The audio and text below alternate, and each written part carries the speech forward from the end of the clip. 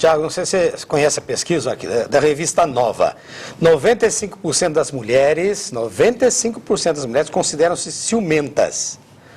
A pesquisa foi feita com 800 mulheres das leitoras que responderam à enquete. 30% delas confessam que não conseguem dominar o ciúme. Você que faz pesquisa, você acha que Sim, eu faço pesquisa identificando, mapeando ciúmes em homens e mulheres, mas realmente eu nunca consigo diferenciar quem é o sexo mais ciumento, se são eles ou se são elas. O que eu percebo, padre, é que há uma tendência grande das mulheres serem mais, manifestarem melhor suas emoções, seja o ciúme, seja a raiva, seja o amor, em relação aos homens, tá? Os homens são mais introvertidos, deixam mais dentro de si conservados os seus sentimentos. Nesse sentido, as mulheres levam vantagem quando elas querem, por exemplo, ter um acesso de raiva, dar vazão ao seu sentimento, comunicar as suas emoções. Então, a manifestação das emoções, até isso dá problema, por exemplo, em caso de consultório, leva muitas pessoas desnecessariamente ao consultório. Por exemplo, ela acha que o parceiro ama pouco, mas não é que ama pouco, é porque não manifesta o ciúme de acordo com a expectativa que ela tem. Faz lógica. Mas aí eu questiono um pouquinho, porque se nós pensarmos em parceiros que têm um transtorno, um alcoolismo, por exemplo, e desenvolve no meio do caminho uma disfunção erétil, ele pode começar a achar que a mulher está deixando de gostar dele e aí vai começar a desenvolver o sintoma de ciúmes. A patologia do alcoolismo, como todos os transtornos psiquiátricos, envolve muitos sintomas. Um dos sintomas seria o delírio de ciúmes que o alcoolista tem, exatamente por conta de uma suposta impotência que por vezes ele tem e que ele começa a achar que a mulher vai procurar outra pessoa por causa da questão dele. Mas o delírio, ele não fica só no alcoolismo. Nós vamos, por exemplo, a pessoa que tem transtorno obsessivo compulsivo, aquela pessoa que ela já tem uma personalidade, uma tendência a ir a repetições, a buscar, a conferir, ela começa a desenvolver isso dentro de uma medida além do normal e às vezes o objeto dessa obsessão pode ser a pessoa. Nos casos depressivos, a própria autoestima, a pessoa começa a ter uma queda de autoestima e automaticamente ela começa a hipervalorizar o outro, e se desvalorizar. E com isso ela passa a não ter mais um cuidado por ela mesma e começa e vai reforçando, vai reforçando. Faz lógica. Agora, uma coisa que é interessante, que eu acho muito interessante, é assim, o delírio mesmo, quando nós estamos falando de delírio, quando entra realmente na patologia do delírio, é irremovível, padre. A pessoa, ela tem uma certeza inabalável de que realmente está sendo traída. Não adianta, ele chega para o parceiro, pergunta, o parceiro jura que não, todo mundo jura que não, mas a pessoa continua achando que está sendo traída e é irremovível. Até porque a pessoa, o parceiro ciumento, principalmente nas intensidades excessivas, ou seja, atingindo os critérios patológicos, tá?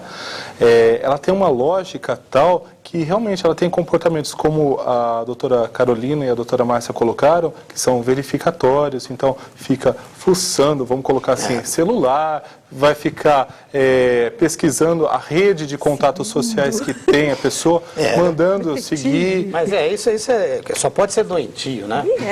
Só que o que acontece? A pessoa que o faz, ela não consegue conceber que o que ela faz é em prol do ciúme. Ela perde a crítica. Ela perde o senso crítico e ela acha que ela está fazendo autorizada pelo amor, ou seja, na autonomia do amor, que o amor autoriza ela a fazer aquilo pelo bem da relação. Agora, a questão da mulher também que a gente estava levantando, eu vejo assim que hoje em dia, na medida que a mulher está ganhando também o mercado de trabalho, está começando a ter mais autonomia, porque historicamente a mulher tinha uma posição na sociedade onde ela era totalmente dependente do homem, de todas as maneiras, então ela ficava totalmente submetida.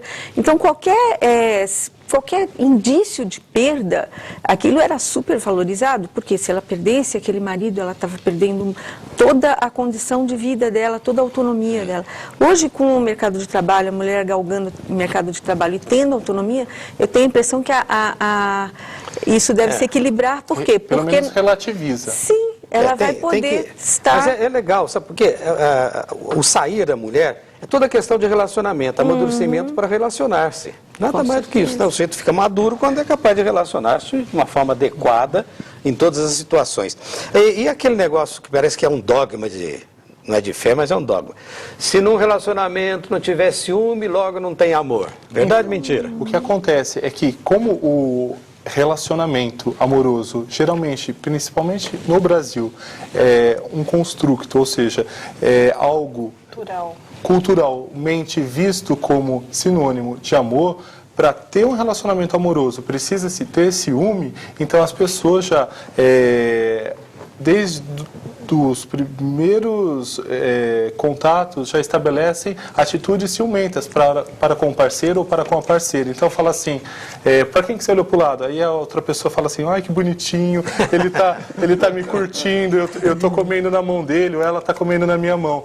Então, a esse tipo de reforçamento, a esse tipo de gratificação, a esse tipo de apoio que se dá para o comportamento do parceiro, vão se somar muitos outros que, no fundo, acabam mais comprometendo aquele relacionamento em questão, porque vai decrescer a qualidade da relação, porque aparentemente, em muitos casos, o parceiro vai ser policiado, monitorado o tempo todo, né? E isso pode até sutilmente comprometer a relação, porque vai deixar o sentimento mais escasso. Em que sentido? Um parceiro verbaliza para o outro formas mais agressivas. Aparentemente, aquele que achava um docinho, uma coisa lindinha, fala assim, para quem que você está olhando para o lado? Já vai começar a falar assim, ô sua tal, completem com os 3 pontinhos o que quiserem, né? Ou com o que vocês geralmente ouvem em casa, né? Para aqueles que escutam algumas palavras de baixo calão. E imaginem para aqueles que, além de verbalizações agressivas, têm comportamentos agressivos mesmo, violentos, né? Violentos para com o parceiro, para o parceiro, porque isso enche as delegacias de mulher, enche também as delegacias... que é um dos maiores... Sem contar o alto ciúmes. número de homicídios por conta dos ciúmes, né? Eu gostaria de entrar aí com uma participação de Sarandi, Rio Grande do Sul, do Ivo Dalberto. Para mim, é um dos piores defeitos de uma pessoa. É o ciúme doentio. A pessoa que possui esse distúrbio é um ser muito perigoso.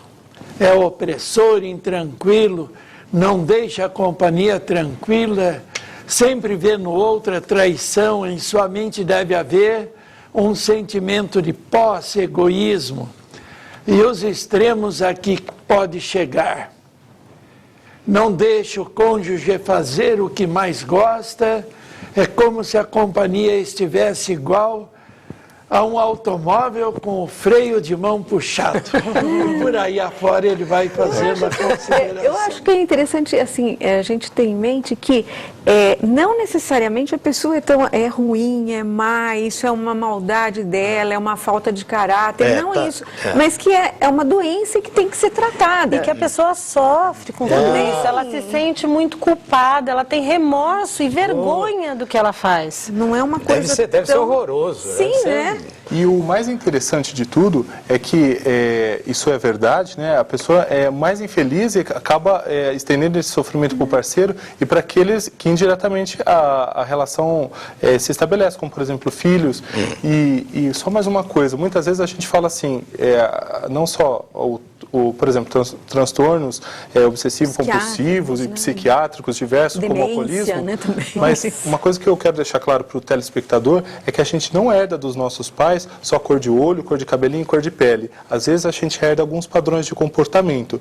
Então, Que padrões de comportamento podem ser esses? Por exemplo, se a gente tem uma mãe submissa e um pai dominador, e a gente vive, cresce, que os pais são importantes referenciais para a formação dos nossos primeiros referenciais, dos nossos primeiros valores, e a gente cresce muitas vezes sobre essa instrução, a gente acaba reproduzindo uma biografia deles, né? Imagina uma biografia de um pai ciumento, né? É algo que vai se modelando, tal como se fosse realmente uma escultura. E a gente acaba muitas vezes, no caso dos ciumentos excessivos, pode ter como explicação também, além dessas explicações que os profissionais conferem aqui, reproduzir biografias falidas, ou seja, pessoas que vão sustentando, né, cadeias entre gerações de ciúmes patológicos que não rompem com esses grilhões. Mas Nós vamos